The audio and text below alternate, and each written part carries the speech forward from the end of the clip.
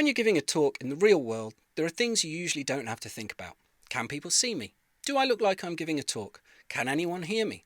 Either you're talking to a small group or there's probably an audio-visual technician sorting out all of these things for you. But when you're giving a talk online, the audio-visual technician is you. I'm Steve Cross, and in this video for the University of Cambridge on how to improve your online presentation skills, we are talking today about tech secrets. As with every video in this series, please do go back to the first video in the series to find out how all of these ideas fit together. And this video has been recorded as a single take without any editing. This is an online presentation. There will therefore be mistakes, for which I apologise in advance. Let's start by talking about cameras and asking the question, can people see me? I have a camera that is pointing at my face. It is a separate camera to the one that's built into my computer. You basically have a choice. You can either use a webcam that's built into your laptop or computer or get a separate camera. I'm a huge fan of using a separate camera because then you can position that camera appropriately rather than having to put up with the place that the camera is inside your laptop. I'll show you what my computer webcam looks like. As you can see, it's a much wider shot than the camera that I'm using. Because I'm using the camera that I use to take pictures on holiday, I have control over how zoomed in or out I am. I have control over where that camera is, and I have much more control over lighting than I do with my webcam. As you can see with my webcam, some things look alright, some things are overexposed, some things are too dark, and also you can just see the mess around the room I'm recording in. So when you have a separate camera, you've got two choices. You can buy a webcam that will have a USB lead and you can plug it straight into your computer, or you can use a normal camera like this, and sometimes you can connect those to your computer with USB. This one is connected through HDMI, which is a video signal, and the video signal is going into a £20 converter, an HDMI to USB converter that's plugged into the back of my computer, and that's what's giving you this picture.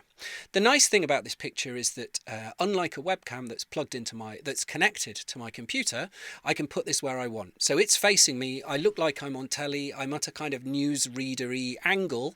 The camera's not coming from below my chin with my fingers in shot. I'm not right at the bottom of the picture because my laptop screen is too high up. And that's why I always recommend get a separate camera. Even a very cheap separate camera, you probably have something that would do the job. There are some phones that will do this if you connect them up. It allows you to control how people are seeing you and where they're seeing you. Once we've talked about cameras, we have to start talking about lights. I have two cheap lights pointing in my face. They're just household angle poise lamps that I've angled upwards and pointed at me. I do have them on remote powered plugs so that I can turn them on and off from a remote. I don't do that during presentations. I prefer this lighting style because everything that isn't my face is dark, and if I'm not using slides, I probably want you looking at me. If I'm trying to tell you my skills at a job interview or pitch you my idea or tell you about my work, I probably want you concentrating on me, and that's why I light myself in this way. There are other ways to light yourself. The first one is to light yourself with a general room light. So I'm going to do that now. So these are just the lights on the ceiling above me. As you can see, there's still a bit of light and dark. I'm lit okay. Not as well as I would be with the lights coming from in front of me, and everything else is a bit brighter. So if I show you that one on the webcam, you really can now pick out just how much rubbish there is scattered all over this room. This kind of lighting's okay. I would be perfectly happy to give or watch a presentation lit like this. There is a type of lighting that is absolutely not okay, which I'll now show you.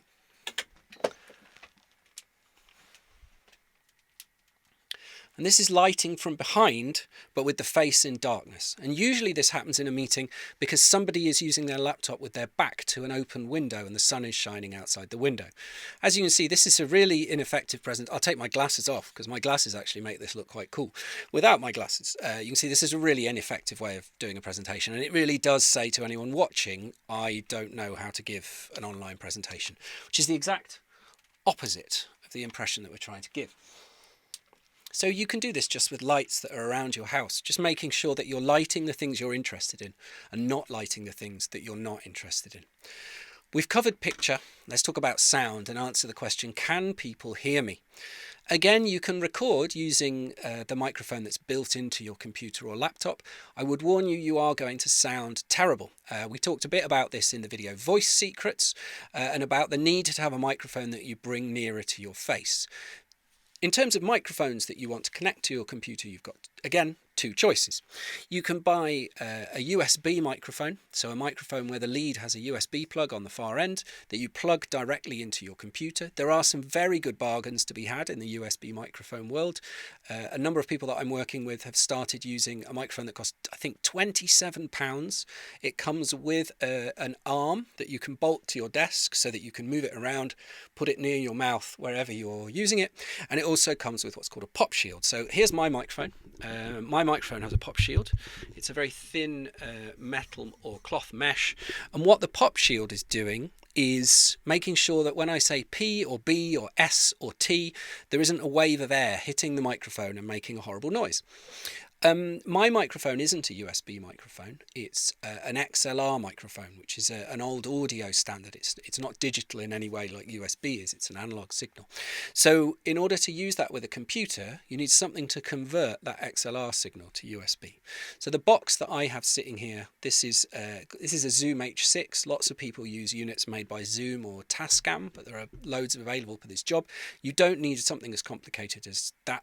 That is also an MP3 recorder, records 6 channels, all these sorts of things. You don't need that, but you will need a simple XLR to USB adapter. And with a USB microphone, that adapter is just built into the microphone, and that is doing the work that way.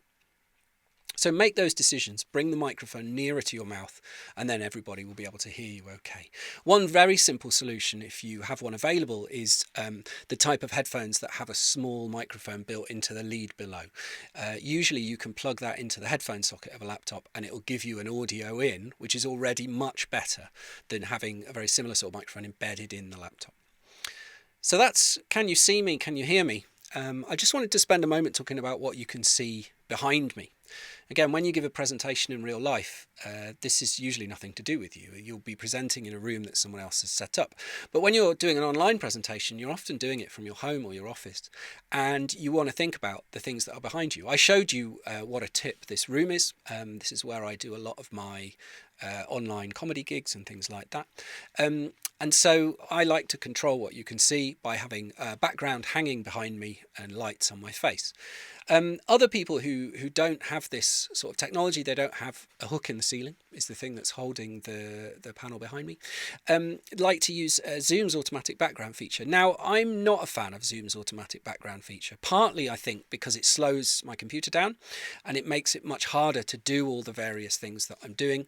It lowers the picture quality that I'm sending to Zoom, all those sorts of things.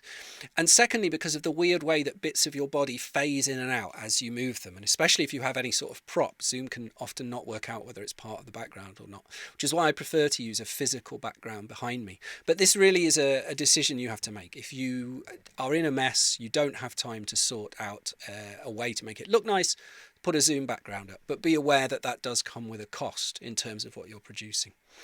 The biggest thing I wanted to say about all of this, though, is that these are things that you can sort out beforehand.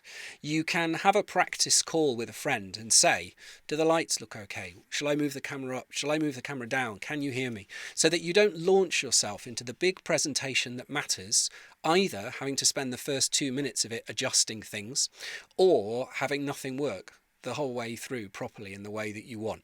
Remember that part of presenting is convincing people that you are a legitimate presenter, you are a credible person, and one of the ways to undermine that the most efficiently is to get all of the audio visual wrong at the start.